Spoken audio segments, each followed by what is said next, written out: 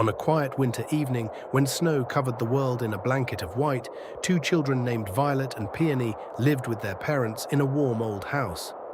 Outside, the wind moved softly through the trees. Snow fell from the dark sky, covering the garden, the rooftops, and the little paths that led through the woods. Inside the house, a warm fire burned in the fireplace. The children sat near the window watching the snow. Their father had warned them not to go outside.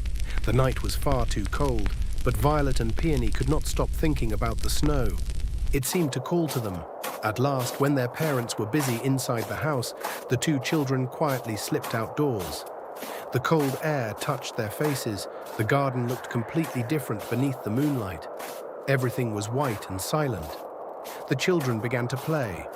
They made little snowballs. They built a small snowman. And then Violet had an idea. "Why don't we make a snow girl?"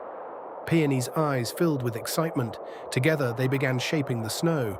They made a small body, then two arms, then tiny hands.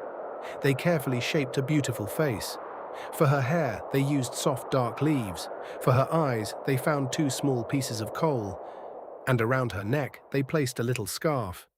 When they finished, the snow girl looked almost real. The children stepped back and admired their creation. She stood quietly beneath the falling snow. The moonlight rested gently upon her face. Violet smiled. "She's beautiful." Peony nodded. For a moment, neither child spoke. There was something strange about their snow girl, something they could not explain. The wind suddenly grew quiet. Even the trees seemed to stop moving. Then Violet noticed something. The snow girl's eyes appeared to be looking at them.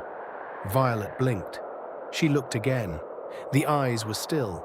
Perhaps it was only the moonlight. Perhaps it was only her imagination. The children laughed nervously and ran back toward the house, but neither of them noticed that behind them the snow girl had begun to smile. And beneath the quiet winter sky, something magical had just awakened.